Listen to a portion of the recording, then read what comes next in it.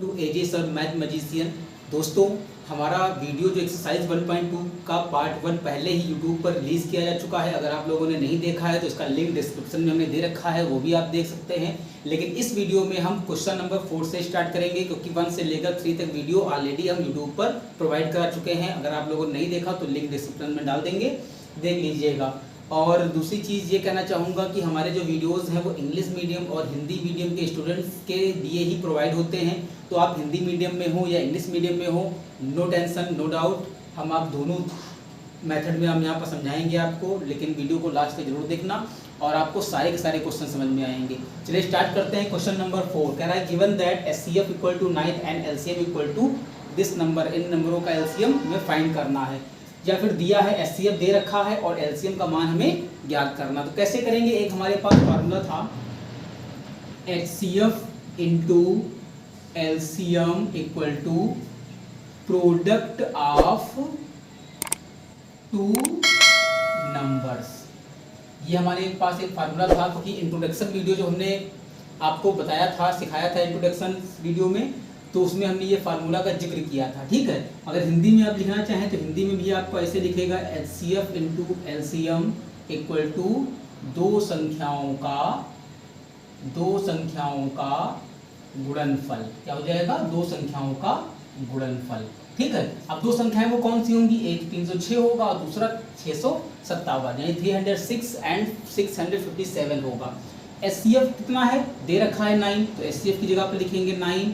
LCM find करना है तो एलसीएम ऐसे ही रखेंगे into product of two numbers, mean दो संख्याओं का गुणनफल। और दो संख्याएं हमारी कौन सी हैं? एक तो 306 है और दूसरी हमारी है 657। ठीक है, तो यहां से हम लोग इसको सॉल्व करेंगे। जब इनकी मल्टीप्लाई कराएंगे तो मल्टीप्लाई कराने पर क्या हो जाएगा हमारा?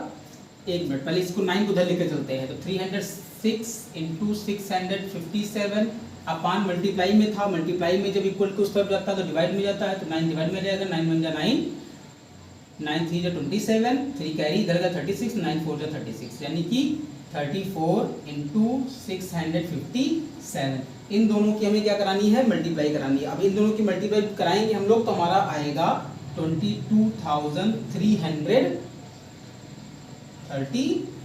ये हमारा क्या आएगा? आंसर आ जाएगा। बहुत इजी क्वेश्चन था, आई होप आपको समझ में आया होगा। ठीक है, तो इसका स्क्रीनशॉट ले लीजिए और नोट्स भी कंप्लीट करते चलिए और मिलते हैं क्वेश्चन नंबर 5 में। 5 है, चेक वेदर 6 की power n can be in with the 0 for any natural number. Means जांच कीजिए कि क्या किसी प्राकृतिक संख्या n के लिए 6 की पावर n अंक 0 पर समाप्त हो सकती है या नहीं। तो दोस्तों, सबसे पहले मैं कहना चाहूँगा, जो संख्या 0 पर समाप्त होती है उसके लास्ट में 0 होता है।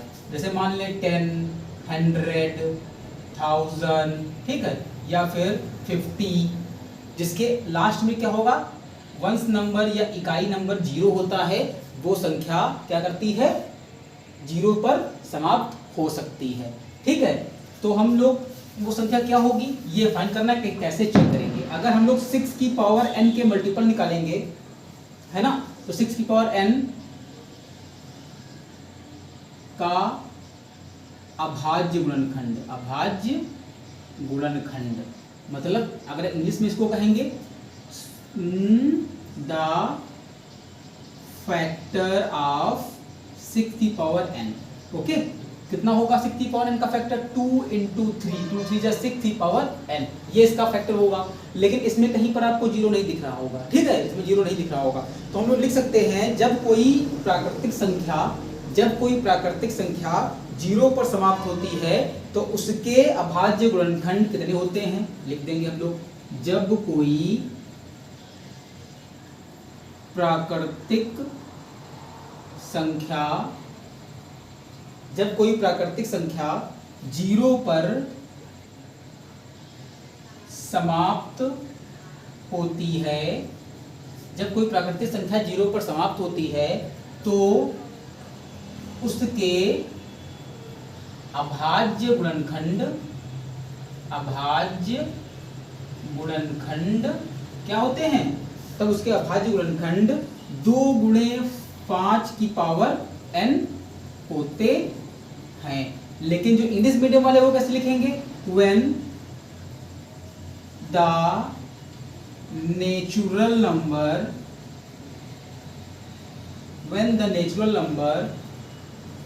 ends with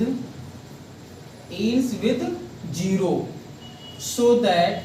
so its factor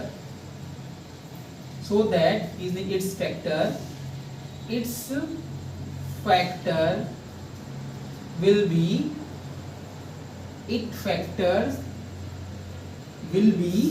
2 into 10 की पावर 5। ये हमारा क्या हुआ, हमने चेक किया, ये चेक किया रूल से। ये रूल होता है कि अगर किसी भी नंबर के फैक्टर 0 पर समाप्त होते हैं तो उसका फैक्टर क्या होगा, 2 into 5 की पावर n होगा, यानी 2 into 5 होगा। लेकिन ये 2 into 3 है, तो ये इसका फैक्टर यानी 6 की पावर n क्या है, 0 पर समाप्त नहीं होती है। लिख देंगे, इसलिए 6 की power n is not end with 0। या हिंदी में लिखेंगे 6 की पावर n 0 पर समाप्त नहीं होती है।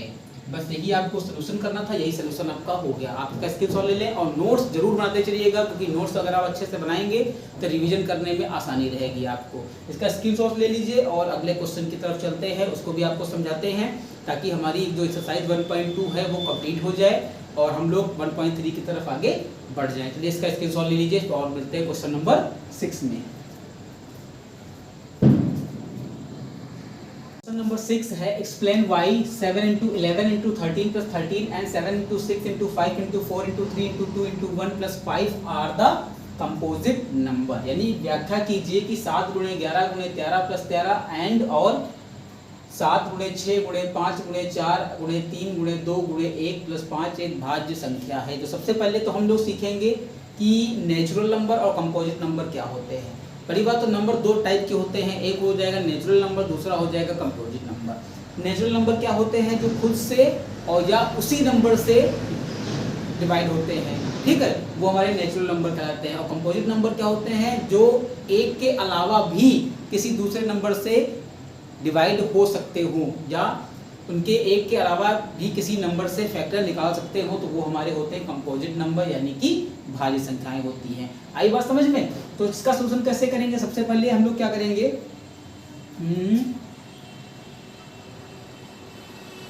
गिवन एक्सप्रेशन क्या है, एक्सप्रेशन पहला वाला ये वाला 7 into 11 into 13 plus 13। तो इसमें 13 into 13 कॉमन मिल रहा है, तो 13 कॉमन ले लेंगे, बचेगा क्या 7 into 11 plus 1। तो 13 11 7 जा 77 plus 1, तो हमारा बचेगा 13 into 78, ठीक है। तो क्या बचा 13 into 78। या इसको हम लोग ऐसे भी कर सकते थे, 13 into 13 6 जा 78 कर सकते थे। तो इसमें हमारे फैक्टर क्या मिले, 13 और 6 फैक्टर मिले, हमारे क्या मिले 13 और 6। तो लिखेंगे the given expression has 6 and 13 as its factor so that 13 and 6 are the composite number, ठीक है। या फिर हिंदी में लिख सकते हैं कि इसके 6 और 13 इसके फैक्टर हैं, या लिख देंगे 13 और 6 दिए गए एक्सप्रेशन के क्या हैं, अभाज्य गुणनखंड हैं, अभाज्य गुणनखंड है। अतः 13 और 6 क्या होंगे? भाज्य संख्याएं होंगी।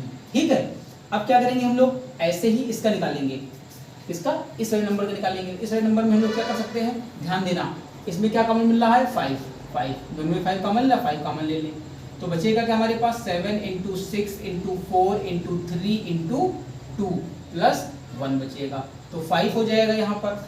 और सबकी मल्टीप्लाई कराएंगे तो कितने मल्टीप्लाई करेंगे? 3 2 6, 6 4 24 और 7 6 42, 24 प्लस इंटू 32 करेंगे मल्टीप्लाई तो आएगा हमारा 1008 प्लस 1 कर देंगे तो 5 × 1009। अब इसमें दोनों फैक्टर क्या हैं? यही फैक्टर हैं, तो इसमें हम लोग लिख देंगे, क्या लिखेंगे? वही the given expression has 5 and 1009 as its factor so that 5 and 1009 are the composite number। ठीक है, इसी तरह जैसे हमने हिंदी में लिखा था वैसे हिंदी मीडियम वाले हिंदी में यहाँ पर कर सकते हैं और आपका क्वेश्चन कंप्लीट हो जाएगा। ठीक है, अब बात आती है क्वेश्चन नंबर 7 की। क्वेश्चन नंबर 7 की जो बहुत लेंथी क्वेश्चन में 2 नंबर आपके दे रखे हैं, वो 2 नंबर आपके दे रखे हैं 18 और 12 2 नंबर दे रखे हैं। आपको इसमें कुछ नहीं करना है, आपको इसमें क्या करना है? एलसीएम फाइंड कर लेना है और एलसीएम जहाँ फाइंड करेंगे वही इसका लास्ट मिनट होगा। ठीक है, इसका स्टार्टिंग पॉइंट या कहें या लास्ट मिनट कहें, स्टार्टिंग पॉइंट उसका वही होगा जो इसका एलसीएम दोनों नंबर का निकलेगा। तो 7 नंबर में कुछ नहीं करना है, आपको केवल क्या करना है? एलसीएम फाइंड कर देना है और कुछ भी नहीं करना है, वही आपका स्टार्टिंग पॉइंट होगा। ठीक, तो इसी के साथ आपका जो एक्सरसाइज ये है 1.2 वो पूरी कंप्लीट हो गई है। कैसा वीडियो लगा? एक्सरसाइज समझ में आई? इस क्वेश्चन समझ में आए सभी या नहीं आए? कमेंट में जरूर बताइएगा। और अगर आप पहली बार हमारा वीडियो देख रहे हो तो प्लीज़ सब्सक्राइब कर लीजिएगा और वीडियो को लाइक कर लीजिएगा और दोस्तों में शेयर कर लीजिएगा ताकि वो भी कुछ हमारे वीडियो से सीख सकें। ठीक है, तब तक के लिए good night and sweet dreams.